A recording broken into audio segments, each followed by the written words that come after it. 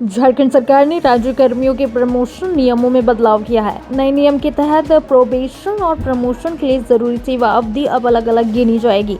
यानी 2 साल का प्रोबेशन पूरा होने के बाद ही प्रमोशन के निर्धारित सेवा अवधि की गिनती शुरू होगी। ऐसे में कई कर्मचारियों को पहली पदोन्नति के लिए 4 साल तक इंतजार करना पड़ सकता है। झारखंड सचिवालय सेवा संघ ने इस फैसले का विरोध करते हुए मुख्यमंत्री हेमंत सोरेन से संशोधित नियम वापस लेने की मांग की है। धनबाद के कतरास थाना क्षेत्र में अचानक हुए भूधसान से हड़कंप मच गया। तालाब के किनारे जमीन धंसने के बाद पूरा पानी जमीन के भीतर समा गया। घटना में 4 से 5 मकान क्षतिग्रस्त हुए, जबकि कई घरों में दरारें पड़ गई। दहशत में कई लोग घर छोड़कर सुरक्षित स्थानों पर चले गए। ग्रामीणों ने सड़क जाम कर पुनर्वास और मुआवजे की मांग की है। प्रशासन और BCCL के अधिकारी मौके पर हालात की निगरानी कर रहे हैं।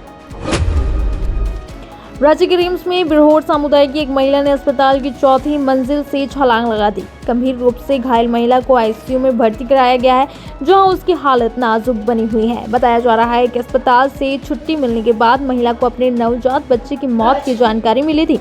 इसके बाद वह बेहद व्यथित हो गई और 4थी मंजिल से छलांग लगा दी। फिलहाल महिला का इलाज जारी है।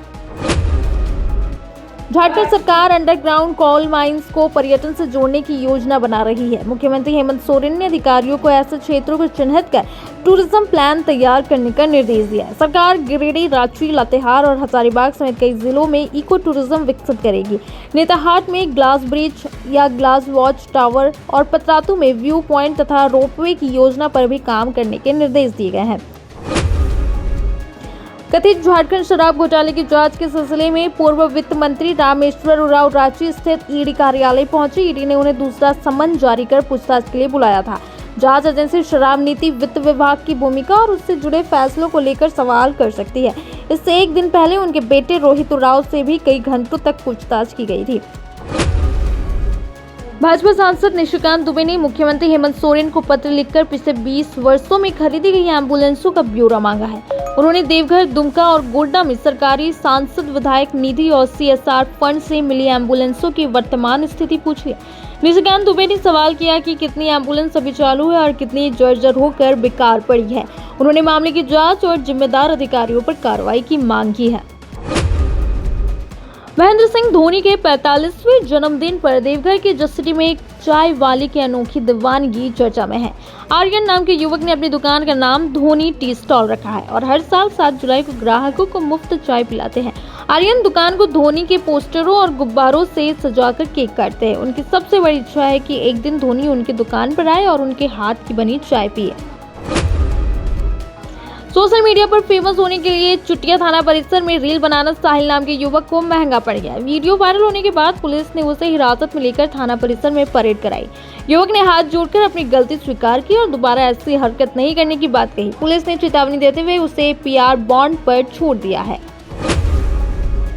दक्षिण पूर्व रेलवे में आद्रा रेल मंडल में विकास कार्य के कारण 6 से 12 जुलाई तक कई ट्रेनों का परिचालन प्रभावित रहेगा। आसनसोल, आद्रा, आसनसोल, पुरुलिया और टाटानगर आसनसोल की कुछ मेमो ट्रेन अलग अलग तारीखों पर रद्द रहेगी। कई ट्रेनों को आद्रा स्टेशन पर ही समाप्त किया जाएगा और कुछ सेवाएं आंशिक रूप से रद्द रहेगी। रेलवे ने यात्रियों से सफर से पहले ट्रेन की स्थिति जांचने की अपील की है।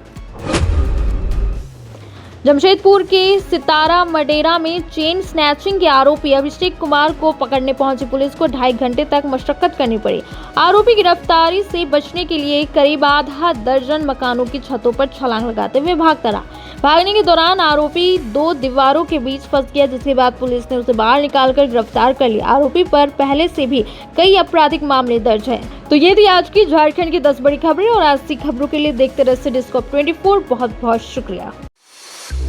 आप देख रहे हैं सिटीस्कोप 24, आपका अपना चैनल।